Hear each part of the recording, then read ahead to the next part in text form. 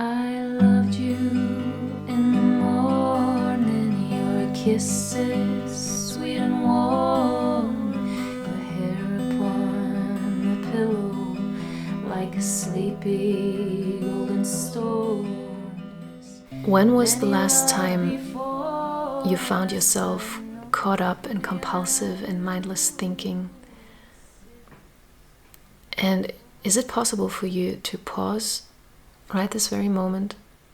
Not the video, but just to pause and not engage in thinking, and to be fully present and alert and connected?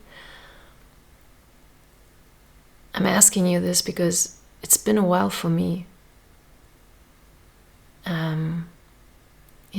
I'm going through breakup, separation right now, and I've had a lot of trouble sleeping lately because of it.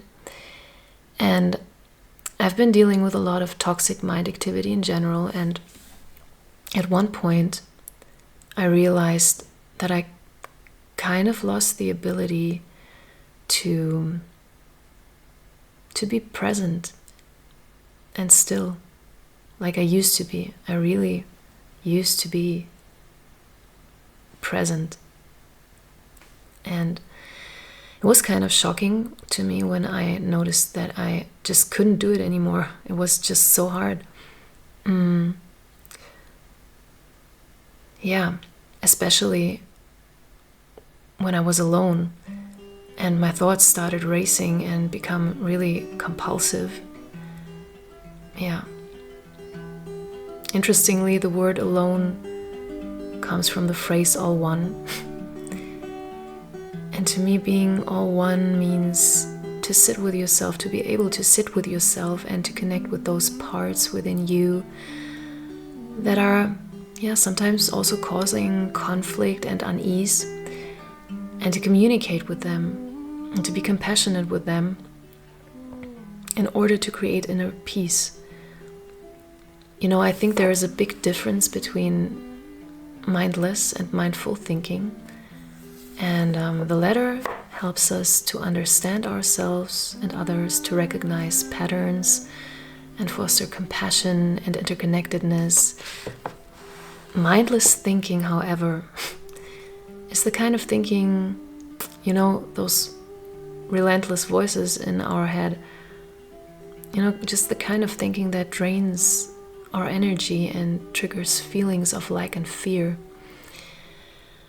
And I think it's crucial to realize that we're one person, but at the same time, we also consist of those different parts or ego states.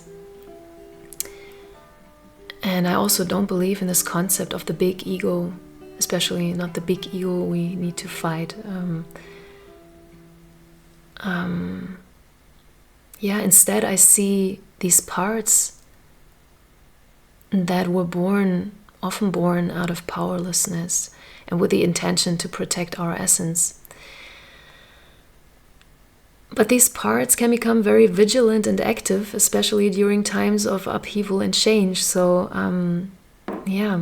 I think the goal is not to shut them out, to shut those voices out, because the more we try to do that, in my experience, the more they want to be heard, because they want to protect us. And I think this feeling of a lack of safety within us, a lack of inner peace, makes it really hard to be alone with ourselves, understandably. And if there is no inner peace, it is just also very difficult to quiet those racing, compulsive thoughts. So in my opinion, the ultimate goal of mindfulness shouldn't be not thinking or not feeling, which isn't possible. To begin with, there are no wrong feelings. But in my opinion, the goal should be to create inner peace, inner compassion, and, being able to be all one. And in the state of all oneness, it just becomes easier to be on our own again. Some parts within me just don't want to acknowledge all the changes that are going on in my life right now.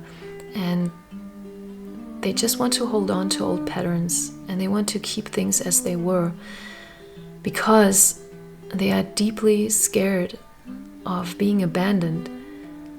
And being alone and being left for them means being abandoned. And it triggers a mortal fear. And this probably has its roots very deep in the past. And it really helps me to know that and to understand that, because the past is gone and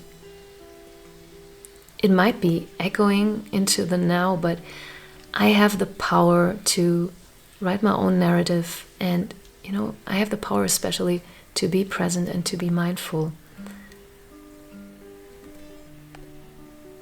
So I'd like to share a habit with you that I reestablished recently in my daily life, and that really helps me to empower myself during this whole breakup journey. And it's kind of a morning routine. So when I wake up early in the morning and my phone rings, and before I wake my son up, I made it a habit, instead of picking my phone and looking at the news or looking into my YouTube app, which I did in the past, which was really toxic. Instead of doing that, I put my phone away and I take a moment to pause and to become aware of my emotional state. Right before I start to engage in any thinking. And this morning, for example, I felt like a sense of unease and sadness. And I sat with these emotions and just letting them be, observing them without judgment. And then very quickly, I noticed thoughts kept rushing in, interpreting my emotional state and trying to find solutions, but also repeating certain destructive sentences. Stuff like, it's all pointless anyway, it's all coming to an end, my life is over, stuff like that. And I let them come, and I looked at them, I let them be, and I let them pass, and not labeling them as good or bad, positive or negative, but just acknowledging them as part of my healing process. And I think painful emotions, painful thoughts like these are just part of healing. Yesterday, I ripped off a part of my toenail that was so painful. But the worst thing actually was looking at the toenail, or the missing toenail, at the wound. It just brought me in such a panic mode. So what I did, I put a band-aid on my toe, and I leaned into the discomfort.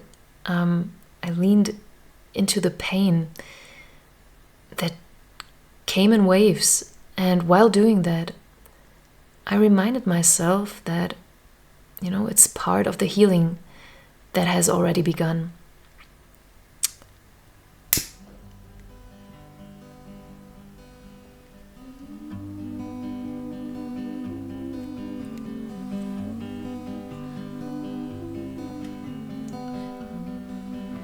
There can be certain feelings, emotions, that are very overwhelming.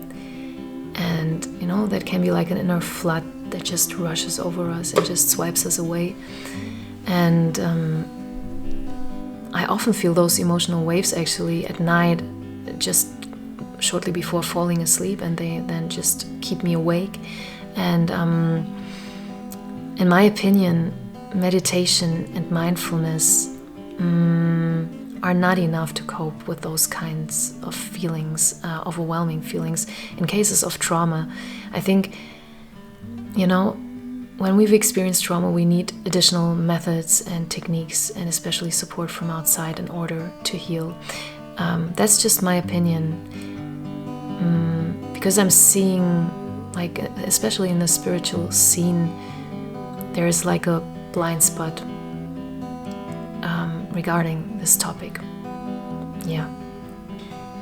So there are many more practices and ways that help me to practice mindfulness and that help me in this separation and breakup process, but I just don't want to put them all in one video. But I will continue on this journey of mindfulness,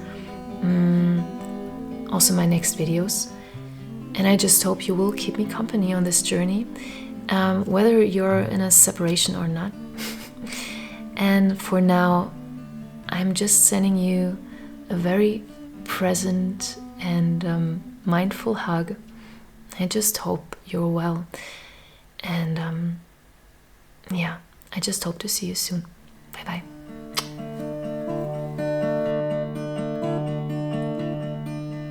I'm not looking for another as I wander through my time.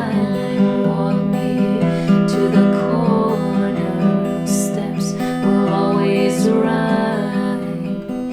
You know my love goes with you as your love stays with me. It's just the way it changes, like the shoreline and the sea.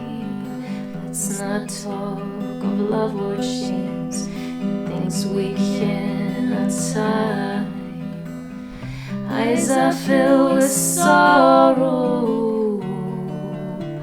Hey, that's no way to say.